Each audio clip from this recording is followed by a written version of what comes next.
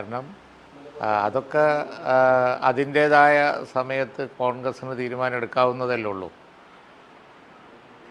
ഇതൊന്നും ആദ്യത്തെ കാര്യമൊന്നുമല്ലല്ലോ. കഴിഞ്ഞ പ്രാവശ്യം പ്രധാനമന്ത്രി അങ്ങനെ തന്നെ ആയിരുന്നില്ലേ. അതൊക്കെ അതിൻ്റെ സമയത്ത് തീരുമാനം എടുക്കാവുന്നതേ ഉള്ളൂ. രാഷ്ട്രീയ തീരുമാനങ്ങളാണ്. അത് വെച്ച് പ്രചരണം നടത്തുന്നതിൽ അർത്ഥമില്ല. ഇന്ത്യൻ കോൺസ്റ്റിറ്റ്യൂഷൻ അനുസരിച്ച് 2 സീറ്റിൽ മത്സരിക്കാം, ഏതെങ്കിലും ഒന്ന് നിലനിർത്താം. അവിടെ അതൊക്കെ സാധാരണ സംഭവം, എല്ലാവരും ചെയ്യുന്നത് തന്നെ. പൊളിറ്റിക്കൽ ലീഡേഴ്സ് അങ്ങനെ മത്സരിക്കാറുണ്ട്. രാഹുൽ ഗാന്ധിയുടെ ഇപ്പോൾ റായ്ബറേലിയിലെ മത്സരം ഇന്ത്യ മുന്നണിയുടെ സാധ്യതകൾ വൻതോതിൽ വർദ്ധിപ്പിക്കും. ഞങ്ങൾ തന്നെ ആ അഭിപ്രായം അദ്ദേഹത്തെ അറിയിച്ചിരുന്നു. സംഘടനാ സെക്രട്ടറി ശ്രീ KC വേണുഗോപാലായിട്ട് ഞാൻ തന്നെ ടെലിഫോണിൽ സംസാരിച്ചിരുന്നു. മത്സരിക്കണം എന്ന് പറഞ്ഞിരുന്നു. മത്സരം ഇന്ത്യ മുന്നണിയുടെ സാധ്യതയെ വർദ്ധിപ്പിക്കും എന്നുള്ളത് കൊണ്ടാണ് അങ്ങനെ പറഞ്ഞത്. ഇപ്പോൾ ഓരോ തെരഞ്ഞെടുപ്പ് കഴിയുമ്പോഴും BJPക്ക് കാര്യങ്ങൾ എളുപ്പമല്ല എന്നുള്ളത് അവർക്ക് മനസ്സിലായി തുടങ്ങിയിട്ടുണ്ട്. ഫസ്റ്റ് ഫേസിൽ ധാരാളം സീറ്റ് കഴിഞ്ഞ പ്രാവശ്യത്തേക്കാൾ നഷ്ടപ്പെടും എന്നവർ സമ്മതിക്കുന്നുണ്ട്. സെക്കൻഡ് ഫേസിലും ഇത് തുടരുന്നു.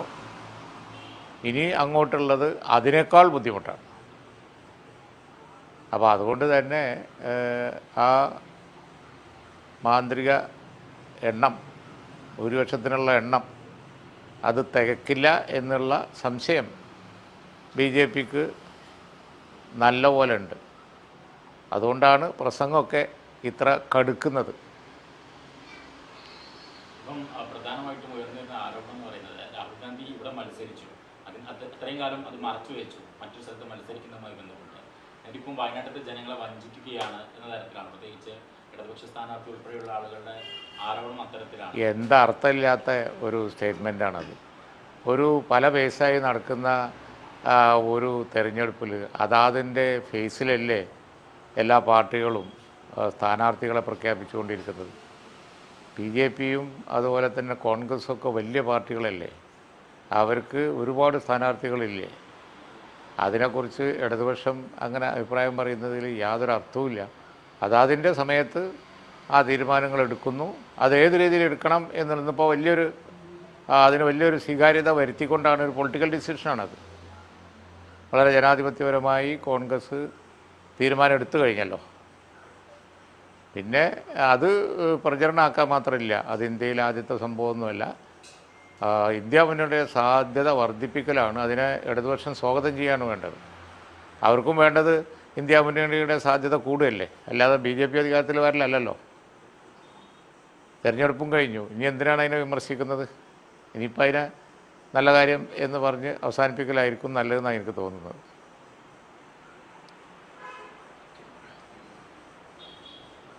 വളരെ വലിയ ചലനങ്ങളാണ് നമ്മുടെ ഇന്ത്യയിൽ രാജ്യത്തുണ്ടായിക്കൊണ്ടിരിക്കുന്നതിൻ്റെ തെളിവാണ്.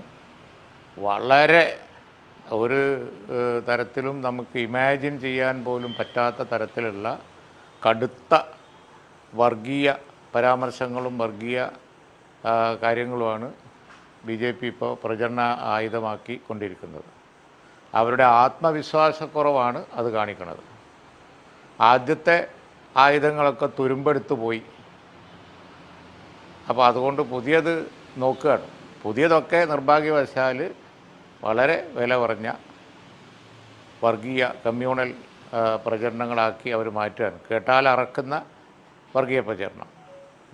അന്തർദേശീയ തലത്തിൽ ഇത് ബാക്കിയുള്ളവർ കൂടി കാണും എന്നുള്ള ചിന്ത പോലും അവർക്കില്ല. ആ തരത്തിലാണ് പോണത്.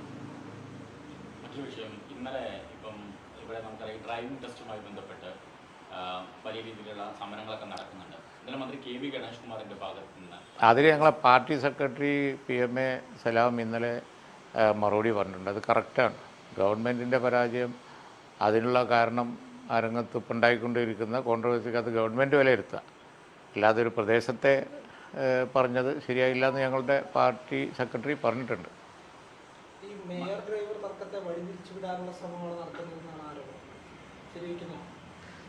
ഞാൻ പറഞ്ഞില്ലേ, ഞാനിപ്പോൾ നമ്മുടെ രാഷ്ട്രീയ വിഷയങ്ങൾ സംബന്ധിച്ച് ഇപ്പോൾ ഈ രാഹുൽ ഗാന്ധി മത്സരിക്കുന്നു എന്നുള്ള ആ വിഷയം സംബന്ധിച്ചൊരു പത്രസമ്മേളനം വിളിച്ചിരിക്കുകയാണ്. അപ്പോൾ പത്രക്കാരൊക്കെ കാണുകയാണ്. അതിൻ്റെ കൂട്ടത്തിൽ വളരെ ലോക്കലായിട്ടുള്ള ഇഷ്യൂസ് അധികം ചർച്ച ചെയ്യാൻ ഉദ്ദേശിക്കുന്നില്ല. പക്ഷേ അതിലൊക്കെ നീതിപൂർവവും നിഷ്പക്ഷവുമായ അന്വേഷണം നടക്കണം എന്ന് കഴിഞ്ഞ കുറേ ദിവസങ്ങളായി കേരളത്തിൽ നടക്കുന്ന ചർച്ചകളുടെ സാരാംശം അതാണ്. നീതി ഓൺ സൈഡഡായി പോകരുത് എന്ന ഒരു ചർച്ചയാണ് നടക്കുന്നത്. അത് അധികാരത്തിലിരിക്കുന്നവർ ഉറപ്പുവരുത്തും എന്ന് നമുക്ക് പ്രതീക്ഷിക്കാം. ഇത്ര സാധാരണക്കാരനായാലും നീതി കിട്ടണം. രാഹുൽ ഗാന്ധി നേരത്തെ ഇപ്പം ഈ തെരഞ്ഞെടുപ്പിൽ CPI ഏറ്റവും കൂടുതൽ LDF ചൂണ്ടിക്കാണിച്ചത് രാഹുൽ ഗാന്ധിയുടെ സാന്നിധ്യം കുറവായിരുന്നു എന്നതാണ്. ഒരു ബൈ ഇലക്ഷനിലേക്ക് വയനാട് പോവുകയാണെന്ന് തോന്നുന്നു ഏകദേശം. അത് ഒരു ചാലഞ്ച് ആവില്ലേ? അല്ല, അത് കേട്ടതിൽ വളരെയധികം സന്തോഷമുണ്ട്.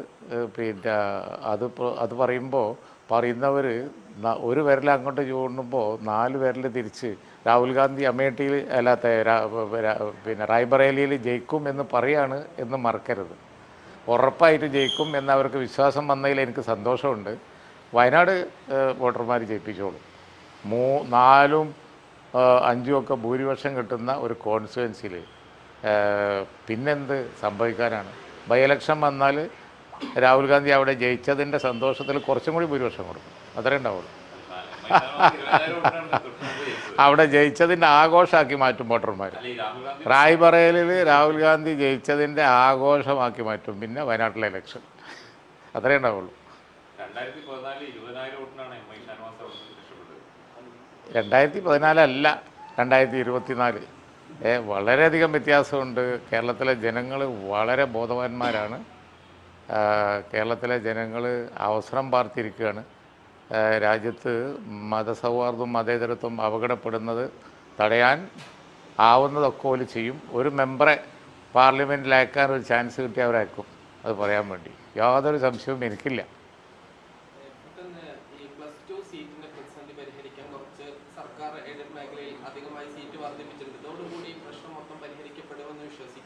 +2 സീറ്റിൽ ഗവൺമെൻറ് ചെയ്തുകൊണ്ടിരിക്കുന്നത് തീരെ ശരിയല്ല. വളരെ മോശമായ കാര്യമാണ്. ഒരു ഗവൺമെൻറ് ആദ്യത്തെ അവരുടെ ടേമിൽ തന്നെ പിന്നെ +2 അധിക ബാച്ചുകളും പുതിയ ഇൻസ്റ്റിറ്റ്യൂഷൻസും ഒക്കെ അനുവദിക്കേണ്ടതായിരുന്നു. അതിന് മാത്രം പണമില്ല. ഇപ്പം തന്നെ കുട്ടികൾ ഏതാണ്ട് പിന്നെ കുത്തി നിറച്ച നിലയിലായി ക്ലാസ്സുകളിലൊക്കെ. പിന്നെയും സീറ്റ് വർദ്ധിപ്പിച്ചു കൊടുത്തിട്ട് കുട്ടികൾ എന്ത് പഠിക്കാനാണ്? ഇപ്പോൾ അന്തർദേശീയമായി കുറച്ച് കുട്ടികൾ അറ്റൻഡ് ചെയ്യുക ഒരു ടീച്ചർ എന്നാണ് പ്രിൻസിപ്പൾ. ആ സ്ഥാനത്താണ് ഇവിടെ ക്ലാസ്സുകളിൽ കുട്ടികളെ കുത്തി ഇറക്കുന്നത്. സീറ്റ് വർദ്ധിപ്പിച്ച് കൊടുത്തുകൊണ്ടൊന്നും കാര്യം തീരൂല. കാരണം വെച്ചാൽ ആവശ്യമായ സീറ്റുകളുടെ എണ്ണം അവരനുവദിച്ചുകൊണ്ടിരിക്കുന്ന സീറ്റുകളുടെ എണ്ണവും തമ്മിൽ യാതൊരു ബന്ധവുമില്ല. അതിന് പ്രൊപ്പോർഷനേറ്റ് അല്ല. ഇതൊക്കെ ഇങ്ങനെ പ്രചരണത്തിന് ഉപകരിക്കും എന്നല്ലാതെ ആ രംഗത്ത് വന്നിരിക്കുന്ന വിദ്യാർത്ഥികൾക്ക് വന്നിരിക്കുന്ന കഷ്ടപ്പാടിന് യാതൊരു പരിഹാരവും ആവില്ല. ഇത്തവണ അധിക സീറ്റ് എന്നത് ആപ്ലിക്കേഷൻ കൊടുക്കുന്നതിന് മുൻപ് തന്നെ, റിസൾട്ട് വരുന്നതിന് മുമ്പ് തന്നെ സർക്കാർ പ്രഖ്യാപിച്ചിട്ടുണ്ട്. കഴിഞ്ഞ പ്രാവശ്യമൊക്കെ ഈ 2-3 അലോട്ട്മെന്റ് കഴിഞ്ഞതിന് ശേഷമാണ് ഈ അധിക സീറ്റ് എന്നുള്ള രീതിയിലേക്ക് സർക്കാർ അല്ല. അപ്പോൾ അതാണ് പ്രതിഷേധ രംഗത്തുണ്ടായിരുന്നു. ഇത്തവണ നേരത്തെ തന്നെ പ്രതിഷേധം ആരംഭിക്കുക. അല്ല, അതെ അത് അസംബ്ലി ഉണ്ടാവണ്ടെന്ന് വിചാരിച്ച് ഒരു ഐവാഷിങ്ങിന് വേണ്ടി ചെയ്ത പോലെ എനിക്കും തോന്നി. ചോദ്യം കറക്റ്റാണ്. കാരണം എന്താണെന്ന് വെച്ച് കഴിഞ്ഞിട്ടുണ്ടെങ്കിൽ അവർക്കും ബോധ്യമുണ്ട് സീറ്റിൻ്റെ കുറവ് കുറച്ചൊന്നും അല്ലാന്ന്. അതുകൊണ്ട് നേരത്തെ തന്നെ ഒരു പ്രഖ്യാപനം നടത്തി ഒരു ഐവാഷിങ് നടത്താൻ പറ്റുമോ എന്ന് നോക്കിയതായിട്ടാണ് എനിക്കും തോന്നിയത്. അതുകൊണ്ടായില്ലല്ലോ. സീറ്റിന് സീറ്റ് വേണ്ടേ? കുട്ടികൾക്ക് പഠിക്കാൻ സ്ഥലം വേണ്ടേ? ബാച്ചും വേണം.